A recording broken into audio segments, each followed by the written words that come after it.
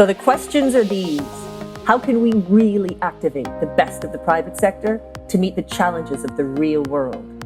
Is there a way to accelerate my career that doesn't involve boring online or classroom courses? And can I really impact people in the developing world with the skills that I have? Can I finally feel proud of what I know? Those are the questions, and this podcast will give you the answers. My name is Philippa White, and this is Thai Unearthed. Keep listening, and you can follow us on our journey as we show you how we're connecting the private sector with the social sector to make change.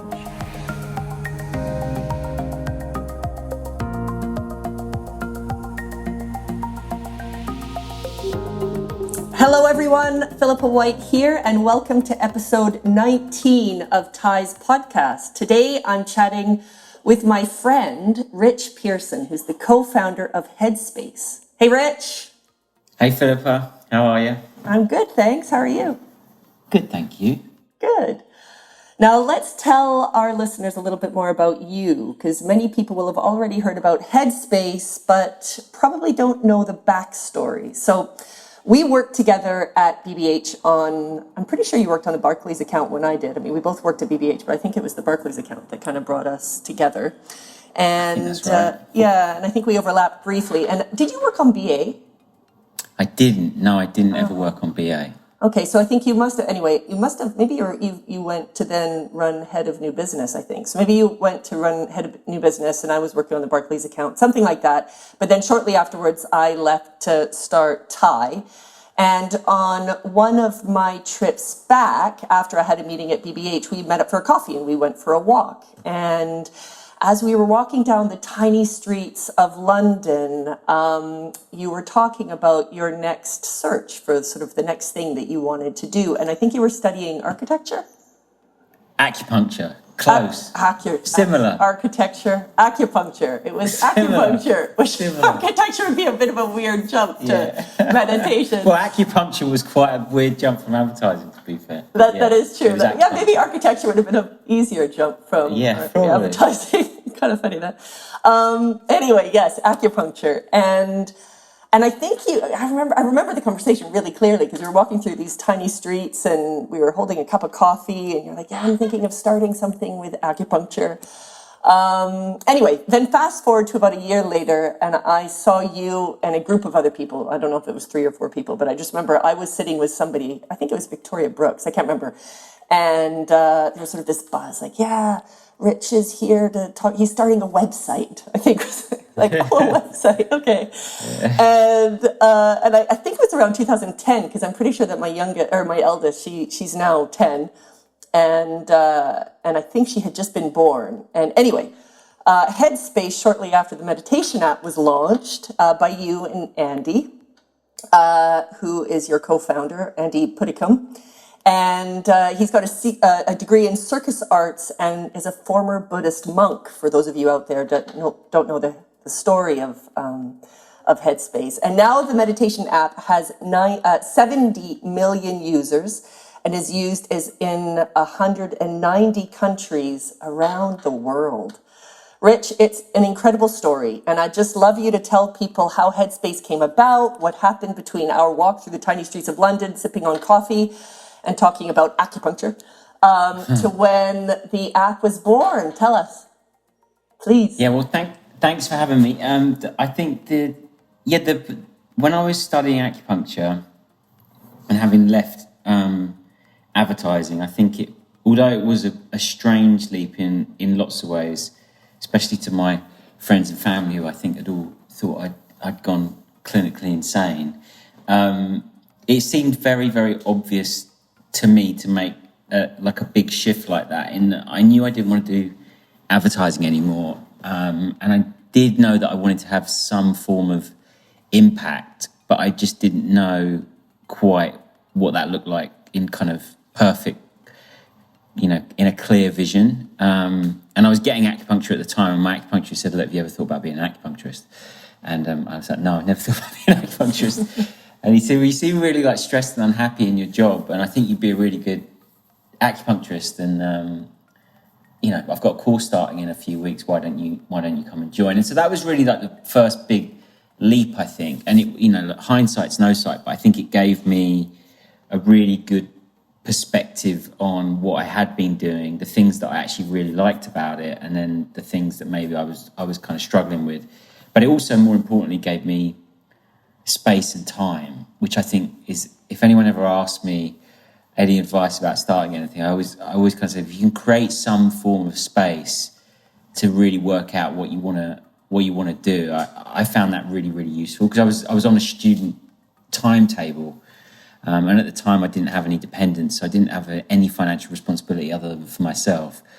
And so I learned what it was like to earn a lot less money and be a lot happier, kind of exploring various things. And I think that's what led to, it was that space and that time that enabled me to really even consider that Headspace might be something I want to do, because Andy was teaching meditation in the same clinic that I was learning acupuncture. I was going to ask, how on earth did you meet Andy? Because I don't. Well, that's actually not how I met him. So I was there for a year studying acupuncture. We never met, and so we definitely would have crossed in the hallways but we just never met.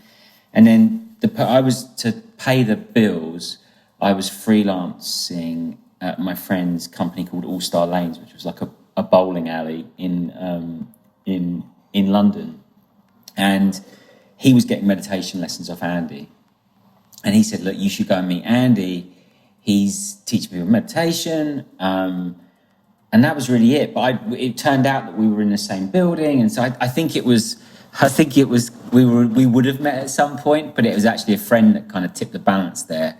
And yeah, when I met Andy, I was really, really struggling with my own mind, really. I didn't really know how to handle all the thoughts and emotions and feelings that I had. And I found that actually that kind of relentless thinking got more and more, actually, when I left advertising. I think it got better for a bit, and then over time it kind of got worse and worse, and just caused a huge amount of anxiety, is the truth. And so when I met Andy, I was pretty desperate and open to learn anything. And he said, look, I can't afford to pay you, but I'd love to make this clinic bigger.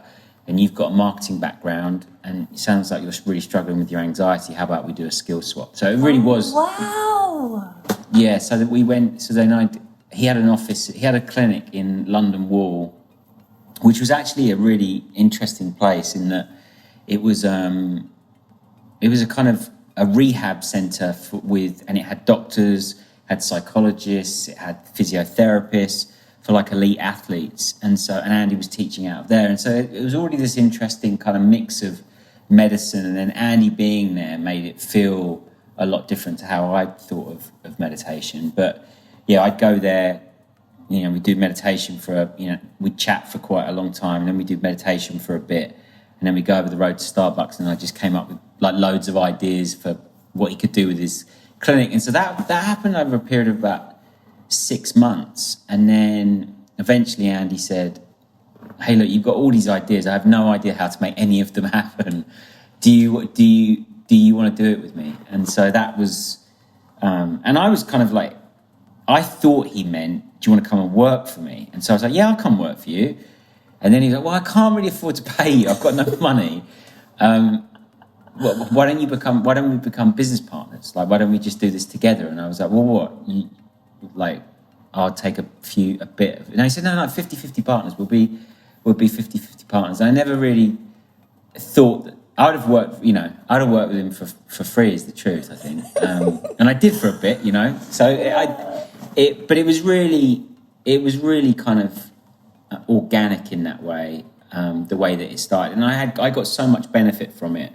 And I just loved Andy as a person. And I'd never really met anyone like that, who had that type of skill and the way that he thought about the world, and how he showed me to kind of understand my mind. I just think that's a very rare thing. And so I was kind of hooked in that relationship around learning, about the mind pretty early on. And that was the start of it. It wasn't really thinking about a business, or it was really born out of, oh, this is really good stuff. Why don't more people know about it?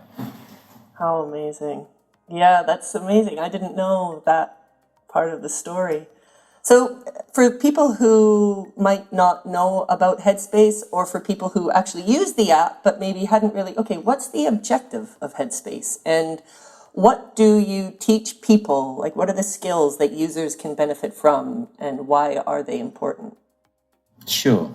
Well, the vision's always been the same for the company, which is to improve the health and happiness of the world. That's the lens that we look through everything. And the way that we kind of think about that is, how do you get folks to prioritize looking after their health and their mind as much as they would prioritize anything else, i.e. the way they look after their body, the things that they eat, the way they exercise. I think there's common kind of understanding that those things are good for us, but I think we're now moving into this kind of almost this third wave of health, where folks are understanding their mental health is as important, if not more important, than any other part of the ways that they kind of look after themselves. But back then, it was, in 2010 when we did the events, then the app launched in 2012. It was really just about how do we convince people looking after their health and mind was important, but two, how could meditation be a useful tool for doing that? And I think what should anyone that's listening that hasn't tried it, I think what should give folks real confidence is, meditation's been around for over 2,500 years, and I think what that says is that it's not a fad, it works, and people throughout history and different cultures all around the world have used it in some way to help them with the human condition, which is suffering. Like, whether we like to acknowledge that or not, but as human beings, we all struggle with difficult things in life as well as good things in life. But ultimately, how we navigate those things is purely down to how healthy and open our minds are. And meditation is a wonderful tool to be able to do that, which is proven not only by time now, but also through the fact that, science actually shows us what actually happens in our brain when we meditate. And so if you think it's a bit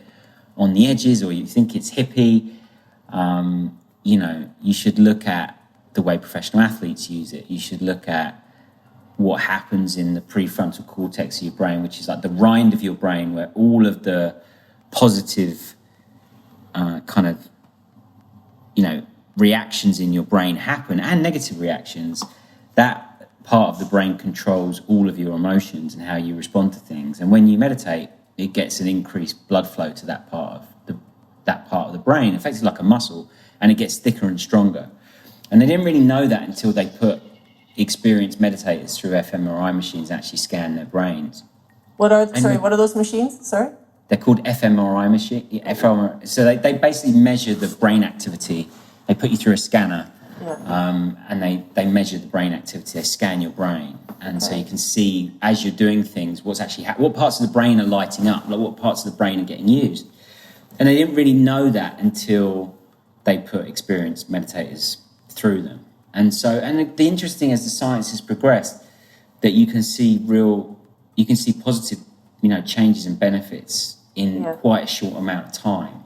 So you don't have to go and be a monk and a nun and meditate 18 hours a day to get some of the physiological benefits of a meditation practice. So that was kind of a long-winded way of saying that if you want to improve your relationships with yourself and others around you, maybe you struggle with anxiety or, low levels of depression or whatever it may be, there are hundreds and hundreds of papers on how meditation can help you with so many of those things. And I don't know, the people that I speak to, Philippa, most people struggle with something at some point and need a bit of help. And I just think a really simple exercise that, in lots of respects doesn't cost anything and you can do anywhere in as little as 10 minutes. And if I said to you, you've got to spend 10 minutes a day doing this thing, or you've got to swallow this pill, most people would swallow the pill, but they wouldn't take the 10 minutes. They go, I've got too much time. I haven't got enough time to do that. And so that I think is an interesting thing to reflect upon.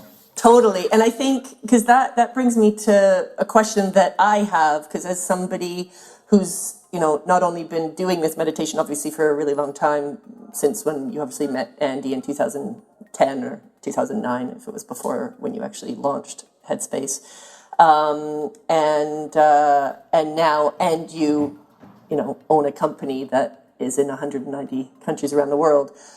Meditation's obviously become a huge part of your life. So what do you do? What is your practice? So for somebody who doesn't meditate, and for somebody who is one of those people who says, okay, seriously, I don't know, like I don't have 10 minutes. I don't have 10 minutes. You're like, well, yeah, you do. Like you spent probably 10 minutes like going through Facebook probably today. So I'm sure you can use that time to meditate. Yeah. What do you do? And yours is obviously no doubt a much longer practice, but for somebody who, what are some tips that you can give people as a place to start? Yeah, my practice is probably a little bit different, as you say, because I've been doing it, every day for a long time now. So and I do like an hour every day, but I've built up, and I definitely wouldn't advise people that are just starting out to start off there. It's a bit like saying someone that's never run, go and run a marathon. And I think that's how a lot of people approach meditation. I hear people that go, I'm just going to go on a Vipassana retreat silent Vipassana retreat for 10 days, having never done it before, which, although interesting, I think is not necessarily the best way to create a practice that can last. And so my advice to anyone that's starting out is how Andy taught me when I first learnt about meditation, which is, little and often. When I first started, I struggled to sit for longer than 5 minutes. Yeah, I have that. And it was really difficult. And actually, if you look at a lot of the really old texts, they say that, it's much better to do, maybe 10 lots of 3 minutes throughout the day than maybe one block of 30. And the reason for that is because we have to train our mind to be good at meditation. I think that's part of when I say good at meditation, I don't mean that there's good or bad meditation, but you have to train your mind to become aware in the moment, and that takes time. Like it really does. Like we don't naturally especially with our busy lifestyles, our mind doesn't naturally go there. So I would definitely start off with small time increments and see how you get on. If 3 minutes works for you and you get some benefit from it, go up to 4 minutes, go up to 5 minutes, go up to 10 minutes, and build it up gradually, rather than trying to start with the big amount and think, I've got to get to this, I've got to hit this amount. And, if you can get a few of the shorter sessions throughout the day, that can be really beneficial. So that's one thing. The second thing I would say is there's a lot of misconceptions about what meditation is and the benefits that it give you. Most people think that when they sit down, it is about clearing the mind of thoughts. Totally. And nearly everyone, even lots of people that have been doing it a long time, they still think when I sit down, I'm not going to have any thoughts. And it's just not real. It's not a realistic expectation. So you think that you're a failure as soon as you do it. You're like, I can't do this. I'm not a person that can meditate. And all meditation is really, it's like shining a flashlight on your mind. That's all it is. And so it's just showing you what is actually going on in your mind. And maybe you've been distracting yourself all of your life, and potentially just in that day, you don't really know what's going on there. So when you sit down and be quiet and you follow your breath, of course, all those thoughts are going to come into your kind of mind's eye. And for most people, that can be quite a scary experience. And a lot of people will say, this meditation just makes me think more. It's like, no. That's what's going on. It's just showing you what's going on. And so I think, so that's one thing. That's really, I have to say, that is so key, what you've just said.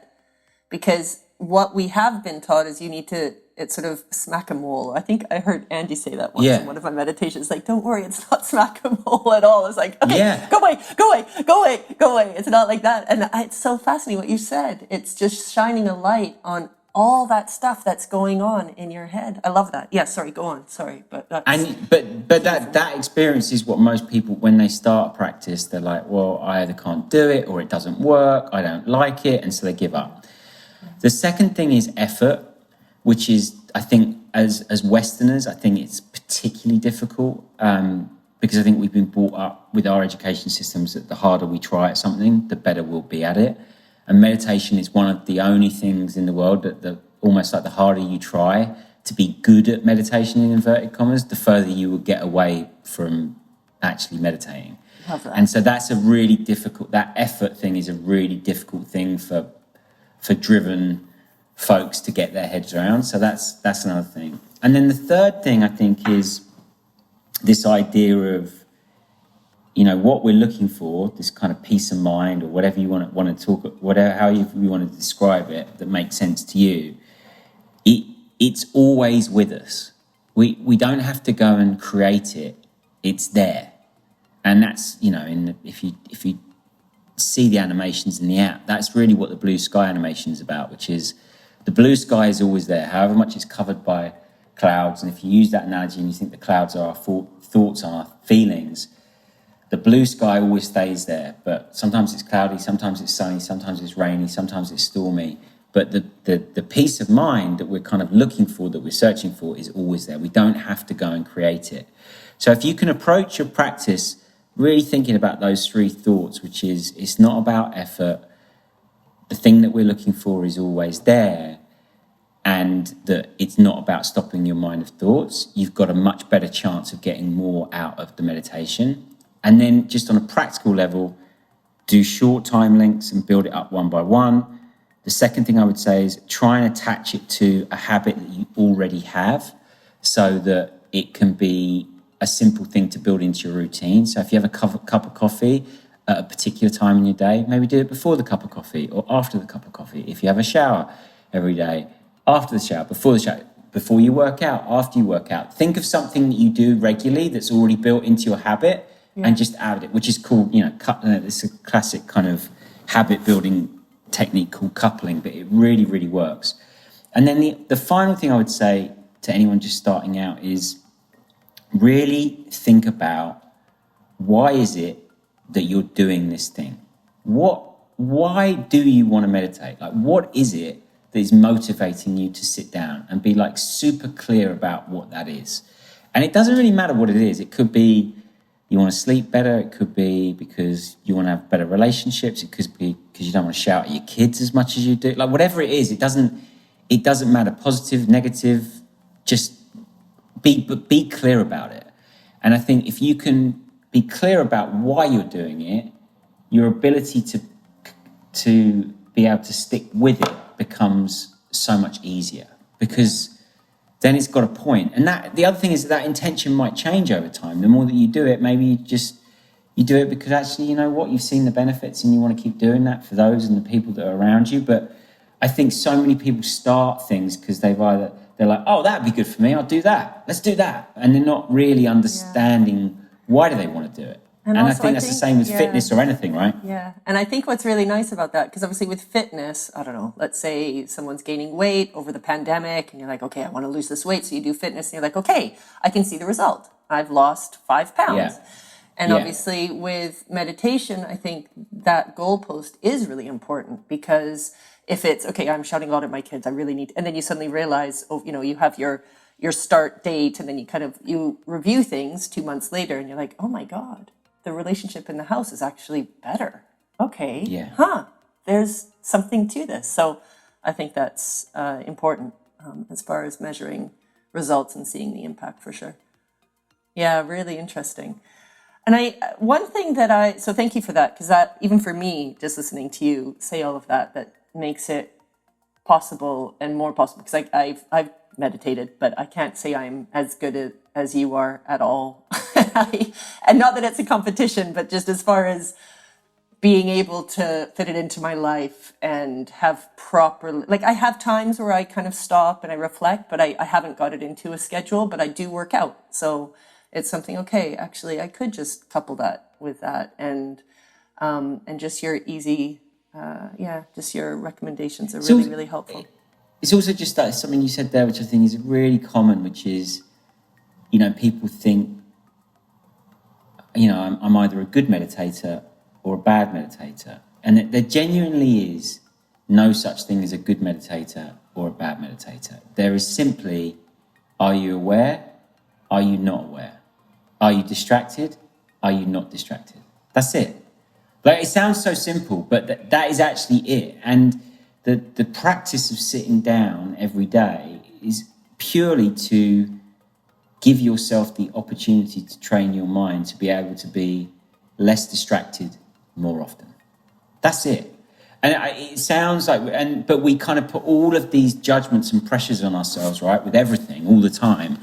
That makes it a really hard bar to get over. And I think that's why most people give up most things rather than sticking with them, because they have unrealistic expectations about what it is. And I just think that thing of just being a bit easier on ourselves, like even if you only do it 3 days a week and it's only for 10 minutes, like, that's good. Like, it's not going to do. And the thing that I like about meditation, Andy always said to me, which always gave me a lot of motivation, he said, like, unlike fitness where you can lose fitness really quickly, with meditation, it's like every time you do it, it's like drips in the bucket, but the water never evaporates. And you're just putting the drips in. And so every minute, every session, it's there. It can't be taken away. Yeah. It can't be taken away. And so that I've always really liked. So if you miss a session, it's not like you go back. It's like, no, you start from where you kind of left off. And that, I think, is a nice way to kind of approach it as well. Yeah, really nice, Rich. Really nice. And tell me, I mean, because obviously it's been a tricky time, obviously, for many people, for all of us.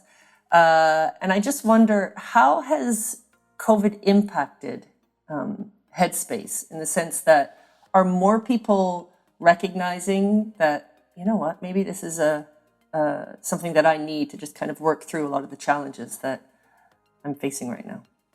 Yeah, I think what the lockdown has shown, I think everyone, is that without distraction, or without our normal distractions, whatever they may be for us as individuals, when those distractions get taken away, we are left with ourselves in a much more stark kind of reality, without lots of different routes to go and escape down. And I think that it's shown us our true mental health as individuals, like how stable are we as individuals, and how stable are the people around us as individuals.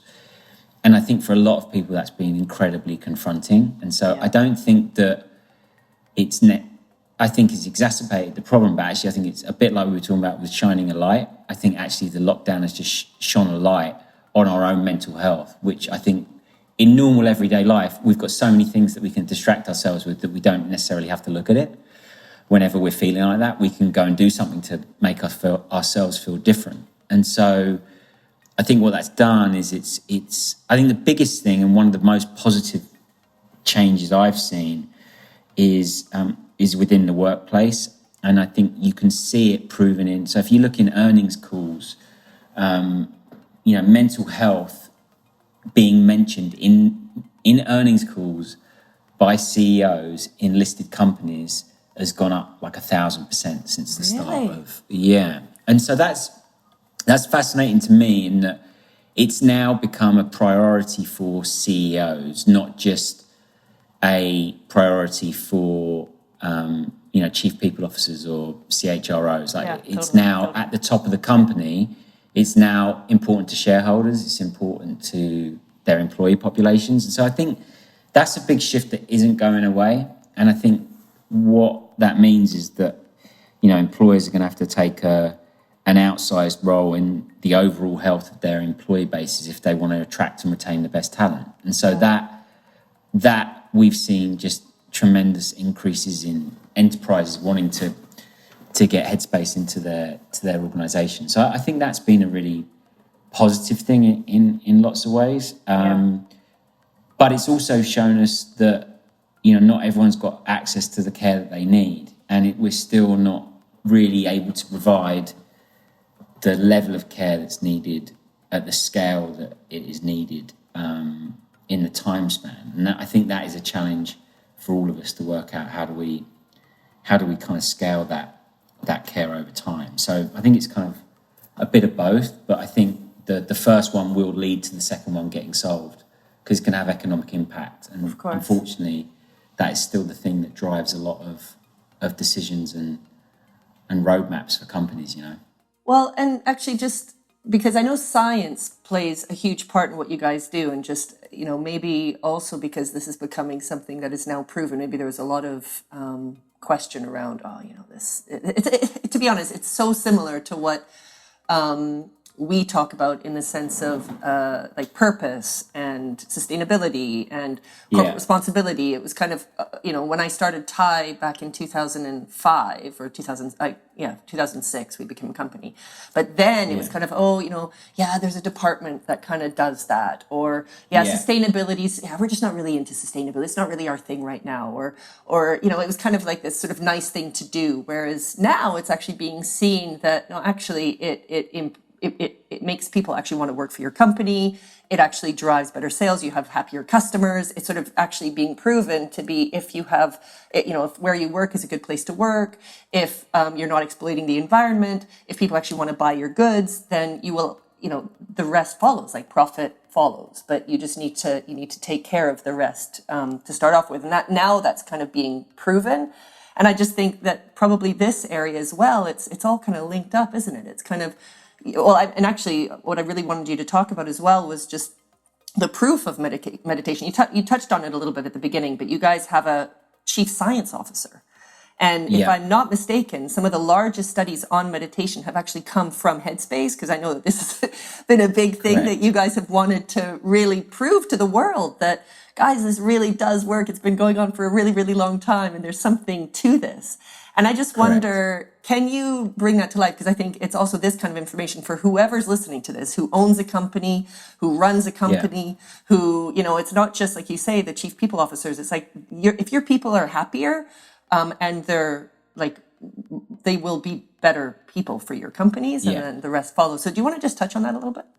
Sure. So we've done quite a few studies around the world.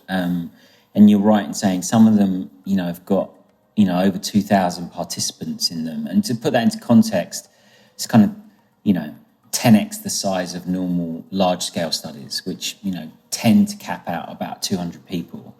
They've been longitudinal in nature. So, some of these studies are like 2 to 3 years at a time, multiple campuses.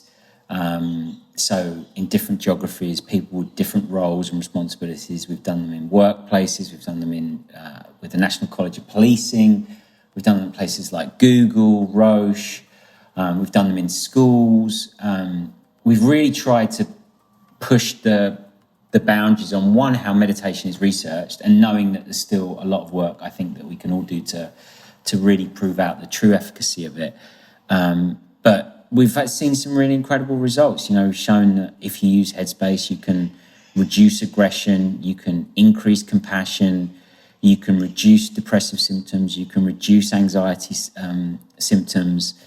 And, it's kind of what we were saying earlier. Like, if I said to someone, hey, if you took this pill, it could reduce your aggression, increase your compassion. If you suffer from depression or anxiety, it could reduce those symptoms. You take it. But when I say, like, hey, do 10 minutes every day for 30 days, you're like, oof, don't know about that. Don't know if I've got the time to do that. I've definitely not sure I can fit that into my schedule. And people have this weird kind of relationship with the effort that you have to put in. And the science is, it's really solid. I think when you can show someone on a brain scan those parts of the brain that affect your mood regulation lighting up and getting kind of stronger when you meditate, I think it's compelling for folks. Because like you said about the comparison with fitness, you can't see the changes. Yeah. It's not like you get bigger muscles. It's not like your head starts to swell because your brain's getting bigger. That doesn't happen. So you have to stick with it over a long period of time to really start to notice the subtle differences. And I think in the world in which we live, where we want everything now and like yesterday and instant, the idea of a kind of slow and steady practice over time isn't necessarily that fashionable in lots of ways. So I would definitely encourage and it depends what I think the science has been really important for enterprises, for us, and to work with healthcare partners. So, for sure. Like that's been a really important part of normalizing it.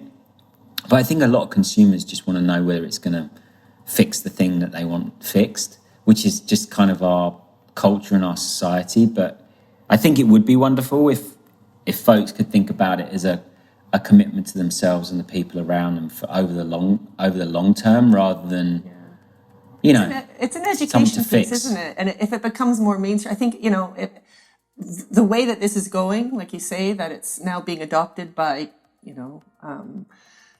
leaders of companies, that it's now being adopted by company. Once it becomes a little bit more mainstream, then I think it will just start to be adopted more. It's the same thing with natural medicine, right? It's sort of, if you look after your gut health, and if you look after your immune system, you're less likely to get sick. So yes, rather than always taking the pill when you've got a headache, look at why you have the headache and treat that. And it's sort of, that's even becoming a little bit more mainstream.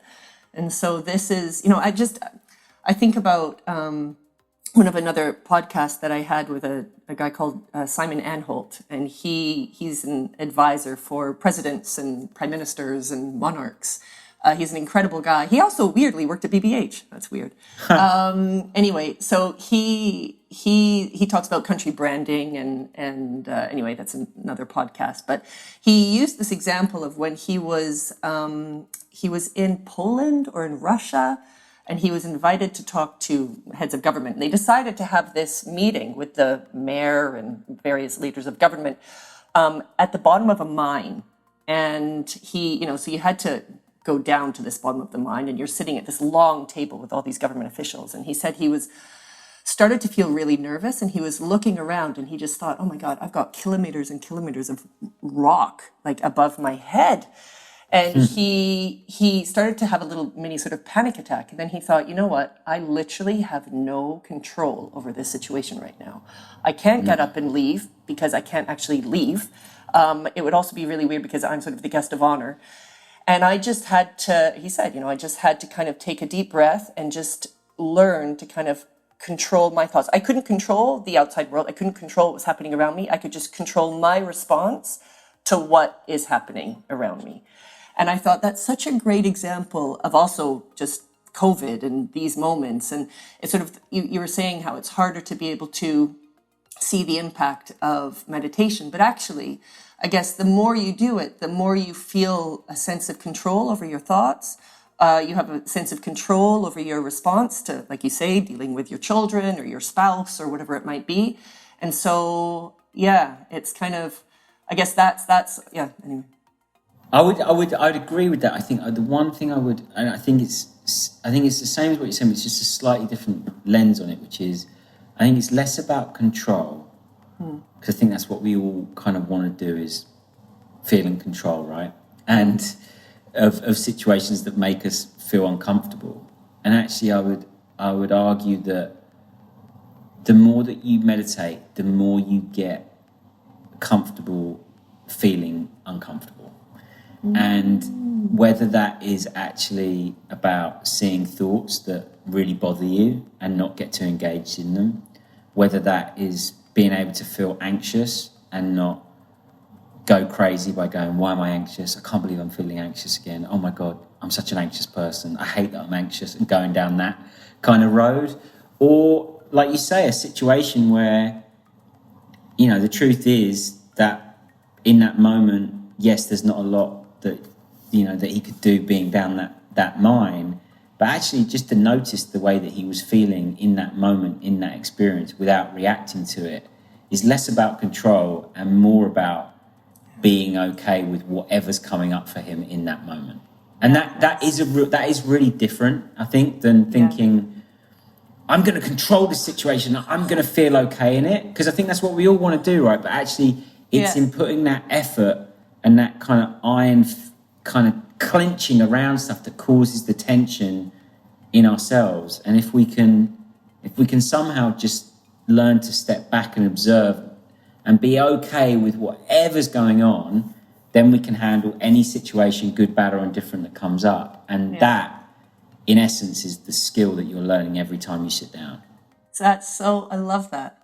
And actually, you know what? Listening to all of this, I just find it fascinating that we both went from BBH or Adland in general to setting up companies that actually have a similar goal.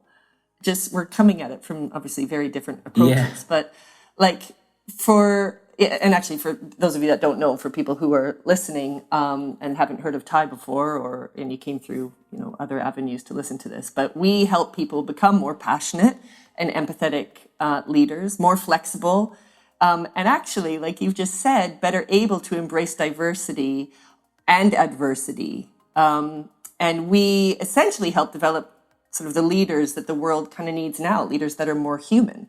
But what's really interesting is everything that you've just said, Rich. Like Headspace, obviously, is one of those tools that leaders can use to have that calmness and humanity to bring to their lives and also to their work lives and their day-to-day jobs and home and everything, right?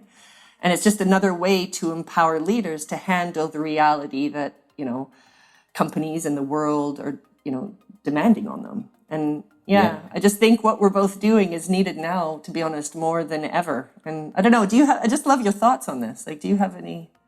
Yeah, I think there's just, it's interesting that as you were talking, I was thinking, leaders need to learn it. But I think the difference, if you fast forward a few generations, when we go into schools and teach meditation to kids, especially the younger kids, you don't have to put any explanation around why to do it, what's the science. They don't need to be convinced. They haven't got kind of 25 years of baggage and opinion.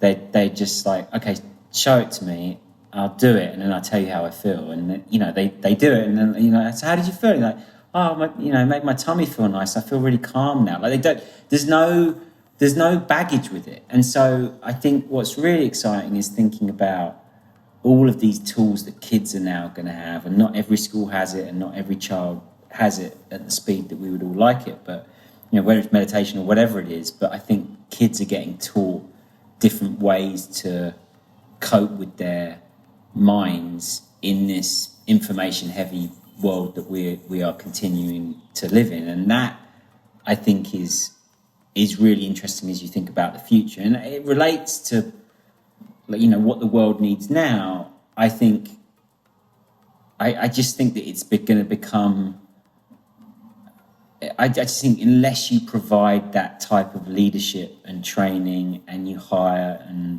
and encourage folks to find that within themselves, they're not going to want to come and work for you. And so the companies that don't do it will just die. Like I just think over time they just won't be here, and the leaders that don't lead like that won't have jobs. So I think it will be a self-selection process, because as you get younger folks coming through your organization, it won't be like, I wish you were like that. It would be just like, no, this is what it needs to be like. It won't be an extra thing on the side. And so I think the smart leaders are working that out now, and if they don't lead like that, they're changing. But I think as younger generations come through, I just think it's going to be a completely different workplace experience and leadership style to companies that maybe you and I have worked at. Or I think it's just going to change. Yeah, personally. I agree. Rich, tell us, we're coming to the end of the podcast, but I'd just love to know, what are you doing now? Because I know that you've recently moved. You were living in LA, you're now in Europe, and your role at Headspace, I think, has changed. Just tell us, what's the next step for Headspace? What's the next step for you? Tell us. I've moved back to Europe at the beginning of the year, which is nice to be back on this side of the world. America was great, but it's nice to be back close to family and friends. Andy and I transitioned to, in our kind of day-to-day roles, to co-executive chairman. So we're still very involved in the company, on the board, and helping out where folks need us most. So we're still, very involved in Headspace, but not in as much of the day-to-day as we once were, which was very much planned. And now CC, our new CEO, is doing a wonderful job with the leadership team that we kind of built together to run that business. And for us, for me at least, I think it's going to be taking the rest of 21 to work out, what I want to do. It's been 12 years pretty much of incredible growth, and a lot of effort. And so I'm just enjoying the time with my family and working out, what this next stage looks like. But I think it will be philanthropic in nature, and I think it will be related to, the lineage from which Headspace kind of comes from. That, loosely speaking, it will be very centered around those two things, but the details of which are still being worked out. Good. Well, I am looking forward to seeing what comes out of all of this, and I hope that you've taken a moment to stop and just, be proud of what you and Andy have created, because it's amazing. You're impacting so many people's lives around the world, bringing meditation to the forefront, and hopefully, now even more so to companies. And it's amazing. So my hat goes off to you. You're an inspiration, Rich. Well done. It's kind of you to say, Philip, but I must say, just to jump in, there's 350 people that work at Headspace, and there's many more that don't work there that have worked there, and so Andy and I get to talk about this stuff, but it's been a group effort. huge team effort, I promise you. Yeah. But they've done a wonderful job, so we're pleased to have been a part of it for sure. Good. Well, listen, I'm looking forward to you finally coming to visit in Brazil. There was that plan way back when, but once borders open up, and we can't even leave Brazil. I think you can leave where you are, but we can't even leave Brazil. So anyway, when I'm allowed to travel, or when you're allowed to travel, my door is always open. I look forward to seeing you. Same for you.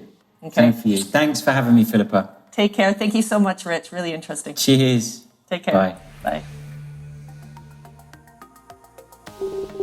Hey everyone, this is Philippa again. So this is your chance to get involved with TIE. We have 3 absolutely amazing virtual opportunities available, all rooted in connecting the private sector with the social sector to make change. TIE has never been more necessary than right now. So if you're looking for life-changing leadership development opportunities for your employees, and you want your company to impact the world, we've got you covered. If you're looking to step out of your comfort zone and use your skills to make a difference, and keen to meet other like-minded professionals with similar values, then our TIE Accelerator program is for you. There are so many options, so I urge you to get in touch.